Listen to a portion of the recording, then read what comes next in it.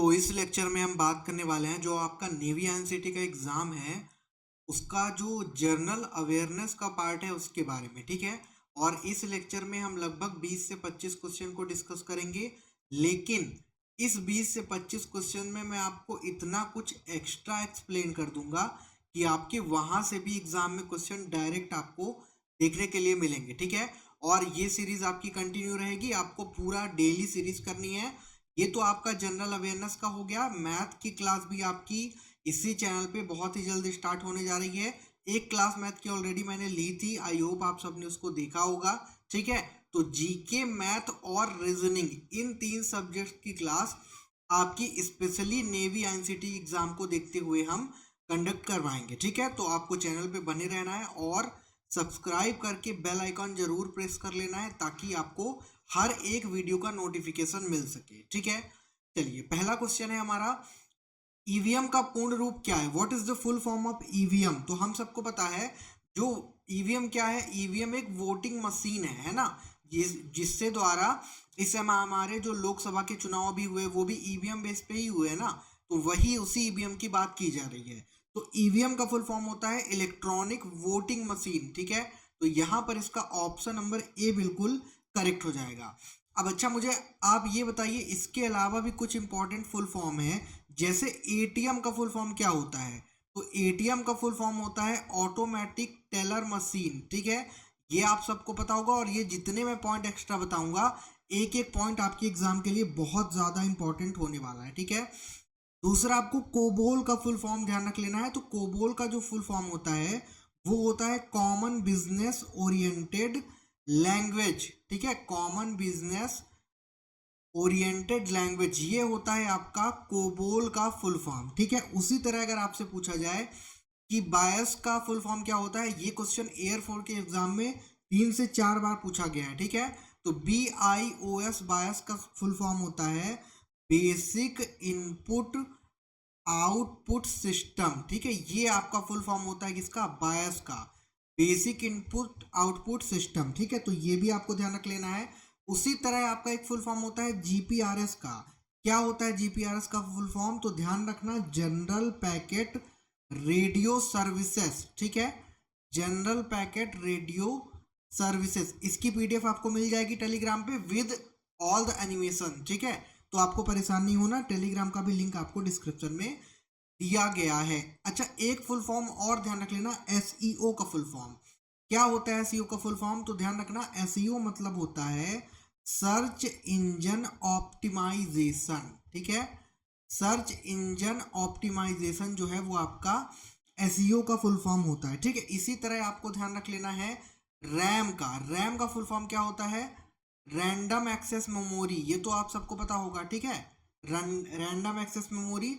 उसी तरह आपको रोम का ध्यान रख लेना है। तो रोम का फुल फॉर्म होता है रीड ओनली मेमोरी, ठीक है। इसके अलावा एक बहुत ज्यादा इंपॉर्टेंट फुल फॉर्म है वाईफाई का। तो वाईफाई का फुल फॉर्म होता है वायरलेस फाइडेलिटी, ठीक है। वायरलेस फाइडेलिटी जो है वो आपका वाईफाई का फुल फॉर्म होता है। अगला क्वेश्चन, शास्त्रीय नृत्य सत्रिया किस राज्य में इसकी उत्पत्ति हुई, ये हमें बताना है। तो जो सत्रिया नृत्य है वो किस राज्य का है, ये हमें बेसिकली बताना है। तो ये है आपका असम राज्य का, ठीक है। तो यहां पर तो इसका ऑप्शन नंबर ए बिल्कुल करेक्ट हो जाएगा। अच्छा, मैं आपसे कुछ नृत्यों के बारे में अगर बात करूं, तो जैसे आपको पता होगा लावनी कहाँ का है ना, लावनी हो गया।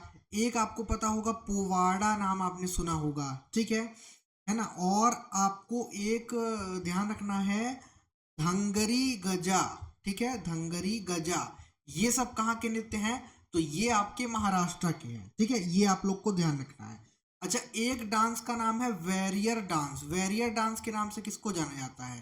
तो ये ध्यान रखना, वेरियर डांस के नाम से जाना जाता है आपका हाँ, यहाँ पे मैंने ए बना दिया, ध्यान रखना, घोड़े मोदनी, ठीक है। इस नृत्य को वेरियर डांस के नाम से जाना जाता है। सत्रिया तो मैंने आपको ऑलरेडी बता दिया। एक आपको ध्यान रख लेना है ठुल्लल डांस, ठीक है। तो ठुल्लल डांस कहाँ का है? ठुल्लल डांस आपका जो है ये केरला राज्य का है, ठीक है। ये भी बहुत इंपॉर्टेंट है आपके लिए। अच्छा, आपको पता होगा खासी ट्राइब के बारे में। खासी ट्राइब का भी एक डांस होता है इसका नाम होता है कासद मस्ती, तो वो नहीं, ध्यान रखना। खासी ट्राइब आप लोगों से अगर पूछेगा कि कहाँ की है खासी ट्राइब, तो ध्यान रखना खासी ट्राइब है आपके मेघालय स्टेट की, ठीक है। अच्छा, एक चीज, एक डांस और, भरतनाट्यम अगर आपसे पूछेगा, ये तो और ज्यादा इंपॉर्टेंट है। भरतनाट्यम कहाँ का है? तो भरतनाट्यम आपका है, चलिए ये आपको पता होगा बट मैं बता देता हूँ कि तमिलनाडु का है, ठीक है। भरतनाट्यम जो डांस है वो आपका तमिलनाडु स्टेट का है, ठीक है। अच्छा, इसी तरह आपको कथक आपसे अगर पूछेगा, कथक कहाँ का है, तो ध्यान रखना कथक जो डांस है वो यूपी का है, ठीक है। तो ये कुछ इंपॉर्टेंट आपको ध्यान में रखना है। अब यहाँ पे मैं जो चीज़ बताने जा रहा हूँ आपको बिल्कुल ध्यान से समझना है, क्योंकि बहुत से बच्चों के मैसेज आते हैं व्हाट्सएप में कि हमें कैसे क्या बाय करना है आपकी ई बुक वगैरह, उसके रिगार्डिंग, ठीक है। तो एप्लीकेशन हमारा है, आप सबको पता होगा, ऐप का लिंक आपको डिस्क्रिप्शन में मिल जाएगा, और यहाँ पर साथ में लिखा भी हुआ है इंडियन रोजगार एप्लीकेशन, ठीक है। तो डिस्क्रिप्शन से या तो आप प्ले स्टोर से हमारा इंडियन रोजगार ऐप डाउनलोड कर लें, और वहां पर जैसे ही आप रजिस्टर करेंगे तो आपको पीडीएफ या ई बुक सेक्शन में एक तो ई बुक ये देखने को मिलेगी जो कि सिर्फ 149 रुपए की है, जिसमें आपका पूरा सब कुछ कवर है, और हैंड रिटन नोट्स भी हैं उसमें, ठीक है।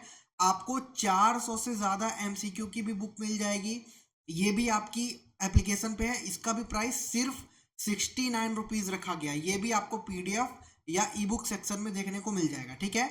मैथ, रीजनिंग, इंग्लिश, जीके सब कुछ इसमें होगा, और स्पेशली ये आपका आईएनसीटी एग्जाम के लिए है, मतलब यहां से आपको डायरेक्ट क्वेश्चन एग्जाम में आपको देखने को मिलेगा, बिल्कुल गारंटीड रहेगा, ठीक है। सिर्फ जीके का नहीं, साइंस का भी और रीजनिंग के भी क्वेश्चन आपको देखने को मिलेंगे, ठीक है। और उसके बाद आपको जब ये आप कंटेंट रेडी कर लेंगे तो आपको क्या करना है, टेस्ट सीरीज वाले सेक्शन में जाकर के टेस्ट सीरीज भी लगानी है। अगर आपकी तैयारी थोड़ी बहुत है तो टेस्ट सीरीज सेक्शन में आप टेस्ट सीरीज भी ले सकते हैं, जो कि आपकी स्पेशली नेवी सिविलियन एग्जाम को देखते हुए तैयार की गई है, ठीक है। अगर आप इतना ये 3 कंटेंट कर लेते हैं तो आपका बहुत अच्छा स्कोर आएगा आपके एग्जाम में, ठीक है। और अगर आपका बजट थोड़ा सा अच्छा है और आप चाहते हैं हमें ए टू जेड प्रिपरेशन करनी है, तो आपको कोर्सेज सेक्शन में आईएनसीटी का कोर्स मिल जाएगा, उसके डेमो वीडियोस भी पड़े हैं, आप देख करके उसके साथ भी जा सकते हैं। अगर आप कोर्स कर लेंगे तो उसके बाद तो फिर मतलब ये मान के चलिए कि आपका 70 to 80% एग्जाम में क्वेश्चन डायरेक्ट आपको देखने को मिलेगा, ठीक है। चलिए अगला क्वेश्चन, सर्वश्रेष्ठ मूल स्कोर के लिए ऑस्कर पुरस्कार जीतने वाले पहले भारतीय संगीतकार कौन है, ठीक है। तो हम सबको पता है इनके बारे में, जो पहले भारतीय संगीतकार हैं जिन्हें ऑस्कर अवार्ड मिला था, उनका क्या नाम है, उनका नाम है AR रहमान, ठीक है। ये चीज ध्यान रखना। उसी तरह एक आपको आर्टिस्ट का नाम ध्यान रख लेना है, बिरजू महाराज का। तो बिरजू महाराज को ये किससे रिलेटेड है, ये कई बार क्वेश्चन पूछता है, ठीक है। तो ये आपके कथक डांस से रिलेटेड है, ठीक है। उसी तरह सरस्वती सेन नाम भी आपको ध्यान रखना है, सरस्वती सेन जो है ये भी आपका कथक से ही रिलेटेड है, ठीक है। ये तो आपको समझ में आ गया। उसके अलावा आपको ध्यान में रख लेना है, एक क्वेश्चन ये करता है कि पहले इंडियन म्यूजिशियन कौन थे जिन्हें Grammy life time achievement award मिला था, ठीक है। Grammy life time achievement award पहले म्यूजिशियन, तो ध्यान रखना वो थे रविशंकर, ठीक है। उनका पूरा नाम था पंडित रविशंकर, तो इन्हें पहली बार Grammy international award achievement award दिया गया था, ठीक है। चलो ये भी आपको ध्यान हो गया। एक आपको नाम ध्यान रख लेना है सोनल मान सिंह का। कई बार क्वेश्चन एग्जाम में पूछता है कि सोनल मान सिंह का संबंध किससे है, ठीक है। तो सोनल मान सिंह का आपका जो संबंध है वो मेनली भरतनाट्यम से है, और भरतनाट्यम से और ओडिसी से, इन दोनों से उनका संबंध है, ठीक है। तो भरतनाट्यम और ओडिसी डांस से इनका संबंध है, ठीक है। उसी तरह आपको एक नाम और ध्यान रख लेना है श्री माता का। अगर आपसे क्वेश्चन करे श्री माता किससे एसोसिएटेड है, इनका वैसे पूरा नाम अगर मैं आपको बताऊं तो श्री माता शंकर देव, ठीक है, श्री माता शंकर देव। तो इनका संबंध किससे है, इनका संबंध है सत्रिया डांस से, किससे, सत्रिया डांस से इनका संबंध है, ठीक है। तो ये चीजें ध्यान रखना। अगला क्वेश्चन, पंडित रविशंकर शर्मा किस वाद्य यंत्र को बजाते थे, तो पता है हमें पंडित रविशंकर शर्मा संतूर बजाते थे, ठीक है। यानी ऑप्शन नंबर इसका डी बिल्कुल करेक्ट हो जाएगा। उसी तरह उस्ताद अल्लाह रखा अगर आपसे क्वेश्चन करे कि अल्लाह रखा किस वाद्य यंत्र को बजाते थे, तो ध्यान रखना अल्लाह रखा तबला को बजाते थे, ठीक है। उसी तरह तबला के भी आपके जाकिर हुसैन भी हैं, ठीक है। तो जो जाकिर हुसैन है वो भी तबला से ही संबंधित है, अल्लाह रखा भी और जाकिर हुसैन भी, ठीक है। उसी तरह एक नाम आपको ध्यान रख लेना है एन राजम का। अगर आपसे क्वेश्चन करे एन राजम का संबंध किस वाद्य यंत्र से है, तो उनका संबंध वायलिन से है, ठीक है। VIOLLLIN, वायलिन, ठीक है। ये समझ में आ गया। शिव कुमार शर्मा तो मैंने आपको बता दिया है, क्वेश्चन में ही था वो। उसी तरह कई बार क्वेश्चन आपसे ये करता है कि अकबर अली खान का संबंध किस वाद्य यंत्र से है, तो इनका संबंध है सरोद से। आ गया समझ में। चलिए, अकबर अली खान से याद आया मुझे अमजद अली खान का नाम। तो अमजद अली खान का संबंध किस वाद्य यंत्र से है, इनका जो संबंध है ध्यान रखना बहुत इंपॉर्टेंट है, इनका संबंध भी सरोद से ही है, ठीक है। अच्छा, कई बार क्वेश्चन ये भी करता है कि APJ अब्दुल कलाम किस वाद्य यंत्र को बजाते थे, ठीक है। तो APJ अब्दुल कलाम जो थे वो बजाते थे वीणा, ठीक है। तो ये भी कहीं ना कहीं बहुत इंपॉर्टेंट है। और इसमें से मुझे मेरे हिसाब से सबसे इंपॉर्टेंट है हरिप्रसाद चौरसिया का नाम, ठीक है। तो हरिप्रसाद चौरसिया जो है ये किस वाद्य यंत्र से संबंधित है, ये आपके फ्लूट यानी कि बांसुरी से संबंधित हैं। किससे, बांसुरी से, ठीक है। फ्लूट यानी कि बांसुरी से ये संबंधित है। तो ये इंपॉर्टेंट पॉइंट्स ध्यान रखना। गुगा नवमी त्योहार के उत्सव के भाग के रूप में निम्न में से किस जानवर की पूजा की जाती है, तो गुगा नवमी में स्पेशली पूजा की जाती है स्नेक यानी कि सांप की, ठीक है। तो ये चीज आपको ध्यान में रखना है। इसी तरह मैं आपको कुछ और इंपॉर्टेंट फेस्टिवल के नाम बता देता हूँ। एक फेस्टिवल का नाम है दौल उत्सव। तो जो दौल उत्सव है ये किस राज्य में मनाया जाता है, ये आपका असम राज्य में मनाया जाता है, ठीक है। उसी तरह एक नाम ध्यान रखना भगोरिया। भगोरिया जो है ये कहाँ का फेस्टिवल है, मतलब ये पूछेगा आपसे ये किससे एसोसिएटेड है, तो ये ध्यान रख लेना ये होली से एसोसिएटेड है, ठीक है। उसी तरह आपसे क्वेश्चन कर सकता है कि सोहराई कहाँ से है। सोहराई हो गया आपका करम भी इसी स्टेट का है, अब आपको समझ में आ रहा होगा। जावा भी इसी स्टेट का है। तो ये तीनों किस स्टेट के हैं, ये आपके हैं झारखंड के, ठीक है। कौन कौन से, सोहराई, करम और जबा। करम मतलब कर्मा भी इसको कहा जाता है, ठीक है। तो ये इन चीजों को आपको ध्यान में रखना है। उसके अलावा और कौन सा बच रहा है इंपॉर्टेंट। अच्छा, ये आपसे क्वेश्चन कर सकता है कि जो मलयालम है, मलयालम का मलयालम मलयालम जो न्यू ईयर है उसे किस नाम से जाना जाता है, तो मलयालम न्यू ईयर जो है वो कहाँ सेलिब्रेट किया जाता है, पहला तो ये केरला में, ठीक है। और इसको क्या कहा जाता है मलयालम न्यू ईयर को, तो इसे कहा जाता है विशु। क्या कहा जाता है, विशु कहा जाता है, ठीक है। और ये कहाँ सेलिब्रेट करते हैं, केरल में ये सेलिब्रेट करते हैं, ठीक है। अगला क्वेश्चन, सोमनाथ मेला लोकप्रिय है, किसके लिए लोकप्रिय है सोमनाथ मेला, तो गुजरात के लिए। किसके लिए, गुजरात के लिए। ऑप्शन नंबर सी इसका करेक्ट हो जाएगा, ठीक है। तो सोमनाथ मेला आपका गुजरात से एसोसिएटेड है। इसके अलावा कुछ आपको और मैं बता देता हूं, जैसे एक नाम चंपाकुलम बोट रेस, ठीक है। चंपाकुलम बोट रेस कहाँ की है, ये भी क्वेश्चन करता है। तो चंपाकुलम बोट रेस है केरल की, ठीक है। उसी तरह जैसे सोमनाथ फेयर पूछा, आपसे पूछ सकता है अंबुबाची का। इसका अंबुबाची, अंबुबाची कहाँ का फेयर है, तो ये आपका असम का फेयर है, ठीक है। ये भी ध्यान रखना, ठीक है। सोनपुर मैंने आपको बता दिया। और एक ध्यान रख लेना, मटुआ धर्म महामेला। मटुआ धर्म महामेला, तो मटुआ धर्म महामेला का संबंध किस स्टेट से है, ये वेस्ट बंगाल से एसोसिएटेड है, ठीक है। और सोनपुर मैंने बताया क्या, नहीं बताया। तो सोनपुर का संबंध किससे है, ध्यान रखना। सोनपुर मेला कहाँ लगता है, बहुत इंपॉर्टेंट है ये। तो सोनपुर मेला लगता है आपका बिहार स्टेट में, ठीक है। उसी तरह एक और नाम ध्यान रख लेना, गंगा सागर मेला, ठीक है ना। गंगा सागर मेला अगर आपसे क्वेश्चन करेगी कहाँ लगता है, तो ये भी आपका वेस्ट बंगाल में ही लगता है। तो कुछ ही इंपॉर्टेंट मेला है जो कि आपको ध्यान में रखना है। भारत में हिंदी भाषा के बाद सबसे अधिक बोली जाने वाली भाषा कौन सी है, दूसरे नंबर की। तो सबसे ज्यादा दूसरे नंबर की बोली जाने वाली भाषा जो है हिंदी भाषा के बाद वो है आपकी बंगाली। ठीक है, तो यहाँ पर ऑप्शन नंबर इसका ए बिल्कुल राइट हो जाएगा। ठीक है, हिंदी के बाद जो सबसे ज़्यादा बोली जाती है वो आपकी बंगाली भाषा है जो सबसे ज़्यादा बोली जाती है। अच्छा, आपसे क्वेश्चन ये करता है भाषा से रिलेटेड कि जो ओडिया लैंग्वेज है, ओडिया लैंग्वेज को क्लासिकल लैंग्वेज कब डिजाइन मतलब क्लेरिफाई किया गया। तो ये ध्यान रखना कि ओडिया लैंग्वेज को क्लासिकल लैंग्वेज के रूप में कब डिक्लेयर किया गया। इसको डिक्लेयर किया गया 2014 के अंदर। ठीक है, 2014 में इसे डिक्लेयर किया गया। अच्छा, एक आपको लैंग्वेज पूछता है पाश्तो लैंग्वेज, आपने सुना होगा। क्वेश्चन ये करता है पाश्तो लैंग्वेज कहाँ कहाँ बोली जाती है मेनली। तो पाश्तो लैंग्वेज मेनली आपका अफगानिस्तान में बोली जाती है। ठीक है, आपका पाकिस्तान में भी बोली जाती है और आपका शायद हाँ ईरान में भी बोली जाती है। तो पाश्तो लैंग्वेज मेनली यहाँ पर बोली जाती है। ठीक है, ये भी आपको क्या करना है, ध्यान में रखना है। अच्छा, एक लैंग्वेज का नाम है ईस्टर्न इटालियन। तो ईस्टर्न इटालियन लैंग्वेज किसे कहा जाता है, ये क्वेश्चन भी आपसे करता है।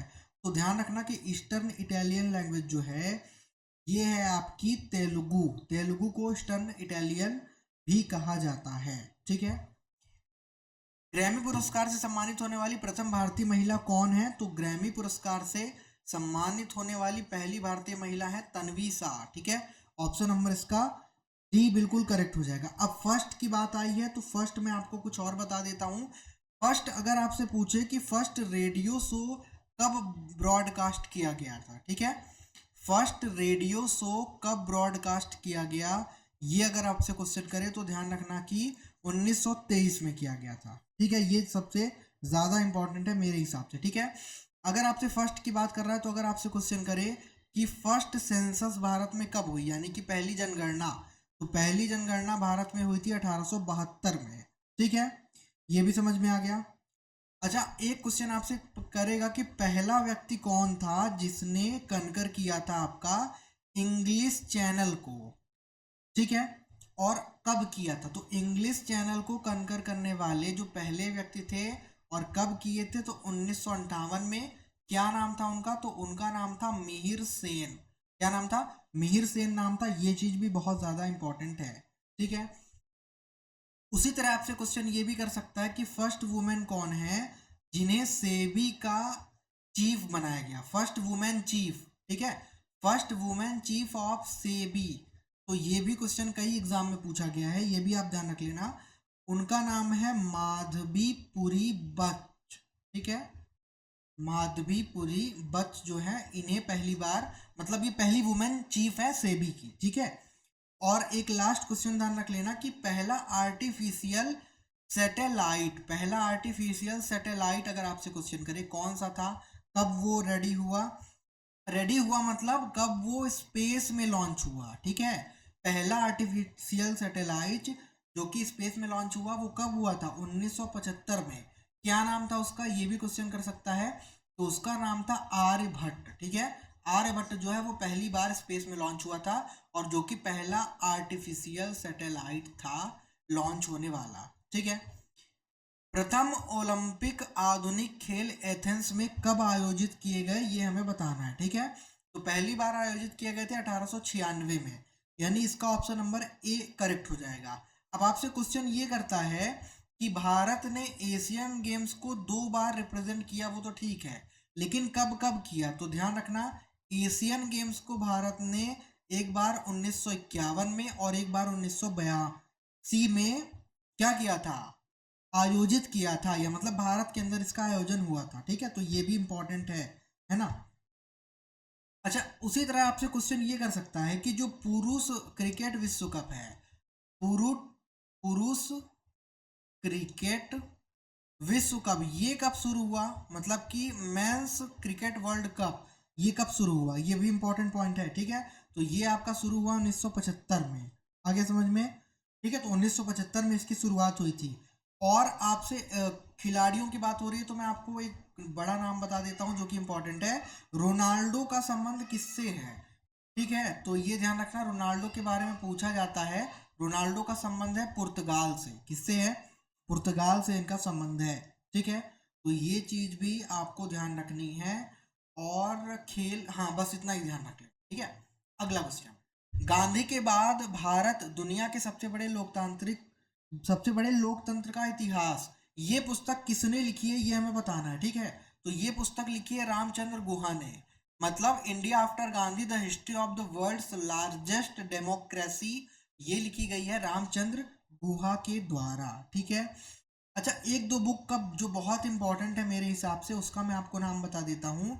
The mountain of light, the mountain of light पुस्तक किसने लिखी है, तो ये लिखी है सुंदरसन ने। ठीक है, इनका पूरा नाम जो था वो था इंदु सुंदरसन। ठीक है, उसी तरह एक पुस्तक, ये कार्टून है, आपको पता होगा, हैरी पॉटर। ये कई एग्जाम में पूछा जाता है कि जो Harry Potter and the prisoner of Azkaban, ठीक है, and the prisoner of Azkaban, इसको किसने लिखा है, ये भी इंपॉर्टेंट है। तो इसको लिखा है जेके रॉलिंग ने। किसने, जेके रॉलिंग ने इसको लिखा है। ठीक है, और एक बहुत इंपॉर्टेंट पुस्तक जो मेरे हिसाब से ज्यादा इंपॉर्टेंट है, the race of my life. तो the race of my life के लेखक कौन है, ये बहुत ज्यादा इंपॉर्टेंट है। ये आत्मकथा है ये बेसिकली। ठीक है, तो ये किसकी आत्मकथा है, ये है मिल्खा सिंह, जो कि एथलीट है, आप सबको पता होगा। ठीक है, तो जो मिल्खा सिंह एथलीट है, उनकी ये आत्मकथा है, क्या नाम है, the race of my life. ठीक है, उसी तरह एक आपको और नाम ध्यान रख लेना है, playing it my way, playing it my way, ये भी आत्मकथा है। और ये किसकी आत्मकथा है, तो ये आत्मकथा है भारतीय क्रिकेटर सचिन तेंदुलकर की। ठीक है, सचिन तेंदुलकर की आत्मकथा का नाम प्लेइंग इट माई वे है ना। एक आत्मकथा और चलो ध्यान रख लेना, straight from the heart, straight from the heart, ये किसकी आत्मकथा है, आप में से बहुत से बच्चों को पता होगा कि ये भी भारतीय क्रिकेटर कपिल देव की आत्मकथा का नाम है, स्ट्रेट फ्रॉम द हार्ट। ठीक है, अगला क्वेश्चन, भारत में राष्ट्रीय खेल दिवस कब मनाया जाता है, नेशनल स्पोर्ट्स डे। तो हम सबको पता है कि भारत में राष्ट्रीय खेल दिवस, नेशनल स्पोर्ट्स डे 29 अगस्त को मनाया जाता है। ठीक है, अच्छा कुछ इंपॉर्टेंट डेज मैं आपसे और डिस्कस कर लेता हूँ। इंटरनेशनल योगा डे, आप सबको पता होगा, सबसे ज्यादा इंपॉर्टेंट है ये। ठीक है, इंटरनेशनल योगा डे ये कब मनाया जाता है, ये मनाया जाता है 21 जून को। और कब से शुरू हुआ मनाना, 2015 से। ठीक है, चलो उसी तरह आपसे पूछ सकता है नेशनल कंज्यूमर डे। ठीक है, नेशनल कंज्यूमर डे कब मनाया जाता है, ये भी इंपॉर्टेंट है। तो ध्यान रखना, नेशनल कंज्यूमर डे जो है वो 24 दिसंबर को मनाया जाता है। ठीक है, एक चलो मैं आपको और बता देता हूँ, इसी के आसपास आता है वर्ल्ड टॉयलेट डे। तो वर्ल्ड टॉयलेट डे अगर आपसे क्वेश्चन करे कब मनाया जाता है, तो ये मनाया जाता है 19 नवंबर को। ठीक है, अच्छा इसी तरह आपसे कुछ मैं स्टेट बता देता हूँ कि उस स्टेट का स्थापना दिवस कब मनाया जाता है। तो जैसे अगर मान लो क्वेश्चन करेगा कि सिक्किम का जो स्टेट हुड है वो कब है, तो वो है 16 मई को। ठीक है, ये सिक्किम का हो गया। उसी तरह अगर आपसे क्वेश्चन करेगा कि नागालैंड का स्टेट हुड कब है, तो नागालैंड का स्टेट हुड ध्यान रखना 1 दिसंबर को। ठीक है, 1 दिसंबर को इसका पड़ता है। ठीक है, तो ये कुछ चीजें हैं जो कि आपको ध्यान में रखनी है। भारतीय वाणिज्य एवं उद्योग महासंघ फिक्की की स्थापना कब हुई थी, आप सबको पता होगा फिक्की के बारे में। तो इसकी स्थापना हुई थी 1927 में, यानी ऑप्शन नंबर इसका डी बिल्कुल क्या हो जाएगा, करेक्ट हो जाएगा। ठीक है, तो फिक्की की तो हमने बात कर ली। उसी तरह आपको ध्यान रखना है सार्क का नाम, इसका फुल फॉर्म होता है south Asian association for religion. ठीक है, कॉरपोरेशन, ये इसका, यहाँ पे एफ नहीं होगा, साउथ एशियन एसोसिएशन, फॉर होता है लेकिन इसमें ए नहीं आएगा। ठीक है, तो फॉर रिलीजन कॉपरेशन। तो सार्क की स्थापना कब की गई थी, 1985 में। कहाँ पर, तो ध्यान रखना ढाका, ढाका कहाँ है, ढाका है आपका बांग्लादेश में। ठीक है ना, बेसिकली ये कैपिटल है बांग्लादेश की। ठीक है, तो ये चीज ध्यान रखना। कुछ इंपॉर्टेंट पॉइंट मैं आपको और बता देता हूँ। अगर आपसे फॉर्मेशन पूछे कि डीआरडीओ का फॉर्मेशन हुआ, तो ध्यान रखना डीआरडीओ का फॉर्मेशन हुआ 1958 में। ठीक है, आ गया समझ में। उसी तरह अगर आपसे मान लो क्वेश्चन करे कि national science academy, national science academy, इसका फॉर्मेशन कब हुआ, नेशनल साइंस अकेडमी का, तो इसका फॉर्मेशन बहुत इंपॉर्टेंट है, ये भी 1935 में। और ये स्थित कहाँ पर है, तो ये स्थित है आपकी न्यू दिल्ली में। ठीक है, तो 1935 में फॉर्मेशन, और ये है कहाँ पर, तो ये 1935 में फॉर्म्ड हुई थी दिल्ली के अंदर आपकी। ठीक है, तो इसको भी आपको ध्यान रख लेना है। इसी तरह आपको ध्यान रख लेना है नाबार्ड का नाम, आप सबने नाम जरूर सुना होगा। तो नाबार्ड जो है ये एक, आप ऐसा कह सकते हैं कि एक्रेडिटेड बॉडी है, ठीक है, जो कि आपकी एडेप्टेशन फंड के अंदर आती है। किसके अंदर, एडेप्टेशन फंड के अंदर आती है। और इसका जो संबंध है ये है यूएनएफसीसीसी से। ठीक है, किससे ये वो है एसोसिएटेड, यूएनएफसीसीसी। ठीक है, तो ये भी आपको ध्यान में रखना है। और ये कब फॉर्म हुई थी, नाबार्ड, तो नाबार्ड फॉर्म हुई थी 1982 में। इसका फुल फॉर्म क्या होता है, तो ध्यान रखना, national bank for agriculture and, national bank, ठीक है, समझ में आ गया, national bank for agriculture and rural development, ये होता है इसका फुल फॉर्म नाबार्ड का। ठीक है, तो ध्यान रखना।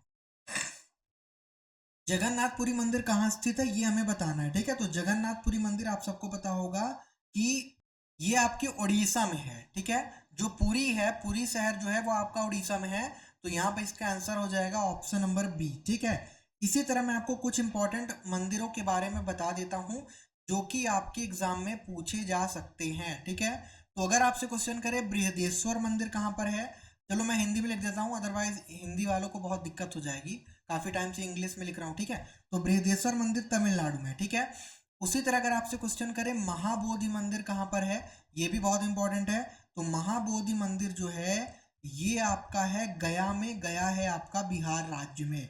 ठीक है, चलो उसी तरह अगर आपसे क्वेश्चन करेगा मुक्तेश्वर मंदिर कहाँ पर है, तो ध्यान रखना कि मुक्तेश्वर मंदिर जो है ये भी आपका उड़ीसा में ही है। ठीक है, मुक्तेश्वर मंदिर भी कहाँ है, उड़ीसा में। उसी तरह अगर आपसे क्वेश्चन करे पशुपतिनाथ मंदिर कहाँ पर है, तो पशुपतिनाथ मंदिर आपका भारत में नहीं है, नेपाल में है। ठीक है, आगे समझ में। तो ये कुछ इंपॉर्टेंट टेम्पल्स हैं जिनके बारे में आपको ध्यान में रखना है। किसे बांग्लादेश के राष्ट्रपिता के रूप में जाना जाता है, तो हम सबको पता है कि बांग्लादेश के, यहाँ पे 13 आ गया, फिर 14, चलो कोई दिक्कत नहीं है, 13 यहाँ पे है तो हम इसको देख लेते हैं। तो बांग्लादेश के पिता के नाम, बांग्लादेश के राष्ट्रपिता के रूप में किसे जाना जाता है, तो ये जाना जाता है शेख मुजीबुर रहमान को। ठीक है, तो ऑप्शन नंबर इसका डी बिल्कुल क्या हो जाएगा, करेक्ट हो जाएगा। अच्छा, ये तो हो गई बात बांग्लादेश की। ठीक है, चलो मैं आपको कुछ और स्टेट्स मतलब कंट्रीज के बारे में बता देता हूँ। जैसे अगर मान लो आपसे पूछेगा कि हवाओं का देश किसे कहा जाता है, ठीक है, तो ध्यान रखना हवाओं का देश कहा जाता है आपका डेनमार्क को। किसे कहा जाता है, डेनमार्क को कहा जाता है। ठीक है, अच्छा एक क्वेश्चन आपसे ये भी करता है कि जो भूटान है, भूटान देश का आधिकारिक धर्म कौन सा है, तो भूटान देश का आधिकारिक धर्म जो है वो बुद्धिज्म है, यानी कि बुद्ध है। ठीक है, अच्छा उसी तरह आपसे क्वेश्चन करेगा, कई बार मैंने देखा है कि मालदीव की आधिकारिक भाषा, तो मालदीव की आधिकारिक भाषा का नाम है धिवेही। क्या नाम है, धिवेही नाम है। ठीक है, आ गया समझ में। उसी तरह आपसे क्वेश्चन ये करेगा कि जो बामर है, बामर है क्या, बामर एक जातीय समूह है, मतलब कि कास्ट का ग्रुप है ना, मतलब समझ सकते हो आप, कास्ट ग्रुप है, जातीय समूह है, तो ये कहाँ का है, तो ये ध्यान रखना ये म्यांमार देश का है। कहाँ का है, म्यांमार देश का। ठीक है, आगे समझ में, तो ये चीजें आपको ध्यान में रखनी है। 1961 में स्थापित अर्जुन पुरस्कार उत्कृष्ट प्रदर्शन के लिए दिया जाता है। किसके उत्कृष्ट प्रदर्शन के लिए दिया जाता है, तो ये दिया जाता है उत्कृष्ट प्रदर्शन में खेल के लिए। ठीक है, यानी स्पोर्ट्स, यानी ऑप्शन नंबर इसका डी बिल्कुल करेक्ट हो जाएगा। ठीक है, अब मैं आपसे कुछ इंपॉर्टेंट पॉइंट्स के बारे में इसमें भी बात कर लेता हूं। एक आपने पुरस्कार का सुना होगा नॉर्मन बोरलॉग। तो जो नॉर्मन बोरलॉग पुरस्कार है ये नोबेल पुरस्कार से सम्मानित, मतलब कि ये भी एक पुरस्कार है, पर मैं यहाँ पे ये बात कर रहा हूँ कि जो नॉर्मन बोरलॉग थे इन्हें नोबेल शांति पुरस्कार दिया गया था। ठीक है, इन्हें क्या दिया गया था? नोबल शांति पुरस्कार। तो इन्हें नोबल शांति पुरस्कार कब दिया गया, ये क्वेश्चन पूछता है। तो ये दिया गया इन्हें 1970 में। अच्छा, उसी तरह आपसे क्वेश्चन करता है कि जो द्रोणाचार्य पुरस्कार है उसका संबंध किससे है? तो इसका संबंध है कोच, मतलब जो खेल के कोच होते हैं उनको ये दिया जाता है, ठीक है। और इसकी शुरुआत हुई थी आपकी 1985 के अंदर। कब? 1985 में इसकी शुरुआत की गई थी, ठीक है। चलो, अच्छा, एक बहुत ज्यादा इंपॉर्टेंट क्वेश्चन ये है कि जो लता मंगेशकर हैं, लता मंगेशकर को भारत रत्न कब दिया गया? बहुत इंपॉर्टेंट क्वेश्चन है ये। तो इनको भारत रत्न दिया गया था 2001 में, ठीक है। कब दिया गया था? 2001 में इन्हें, लता मंगेशकर को भारत रत्न पुरस्कार से सम्मानित किया गया था, ठीक है। तो ये चीजें आपको ध्यान में रखनी है, ठीक है। अगला क्वेश्चन, भारत की पहली पूर्ण लंबाई वाली फिल्म कौन सी है? तो भारत की फर्स्ट फुल लेंथ फिल्म जो है वो है अलमारा, यानी ऑप्शन नंबर यहाँ पर इसका ए बिल्कुल क्या हो जाएगा? करेक्ट हो जाएगा, ठीक है। तो अब यहाँ से अगर मुझसे ये देखो, यहाँ पे दो तरह की चीजें बनती हैं। पहली बात ये कि first full length film of India, तो अलमारा। अगर आपसे ये कहे क्वेश्चन कि फर्स्ट फुल लेंथ फिल्म, ठीक है, फर्स्ट फुल लेंथ फिल्म, ऐसा नहीं, ऐसा कर लो कि first full length Indian feature film, ठीक है।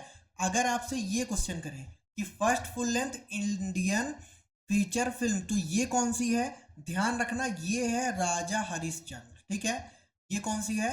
ये आपकी राजा हरिश्चंद्र है, ठीक है। तो ये भी कहीं ना कहीं बहुत इंपॉर्टेंट हो जाता है। अब मैं आपको कुछ इंपॉर्टेंट पॉइंट बता देता हूं। अच्छा, आपसे ये भी क्वेश्चन करेगा कि जो रेडियो ब्रॉडकास्टिंग है ये भारत के अंदर कब शुरू की गई? तो ध्यान रखना कि जो रेडियो ब्रॉडकास्टिंग है ये भारत के अंदर 1923 में शुरू की गई, और सबसे पहले शुरू की गई थी मुंबई में, ठीक है। चलो, ये भी समझ में आ गया।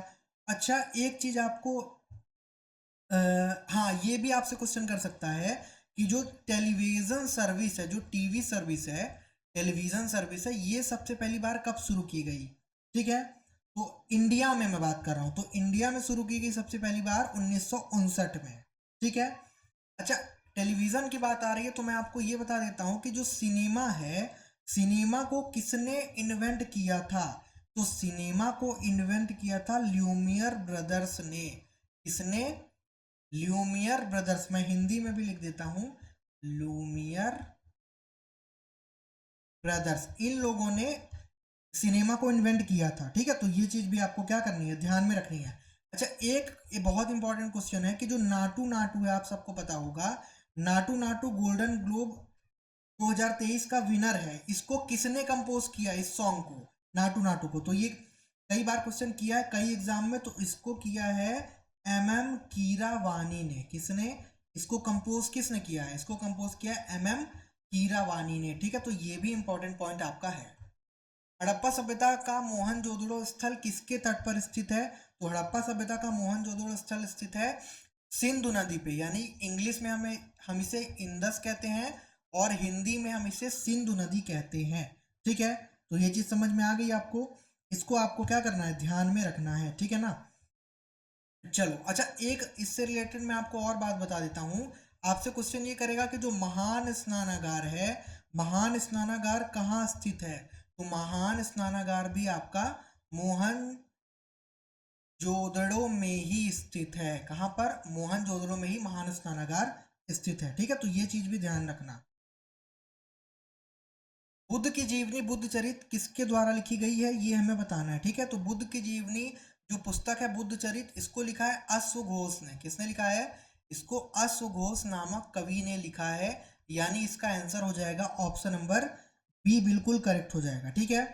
तो अच्छा, यहाँ पे बुद्ध से मुझे याद आ रहा है गौतम बुद्ध के बारे में, ठीक है। तो जो गौतम बुद्ध थे उनका जन्म कब हुआ था? 623 में। 623 ईसा पूर्व में इनका जन्म हुआ था। कहाँ पर हुआ था? ध्यान रखना, लुम्बिनी नामक जगह में इनका जन्म हुआ था, ठीक है। लुम्बिनी कहाँ पर है? नेपाल में, ठीक है। ये भी ध्यान रख लेना, नेपाल में है, ठीक है। अब इसी तरह ये पूछा जाता है कि जो ये थे, ये किस वंश से थे? जो गौतम बुद्ध थे, तो ध्यान रखना ये शाक्य वंश से संबंधित थे। किस वंश से?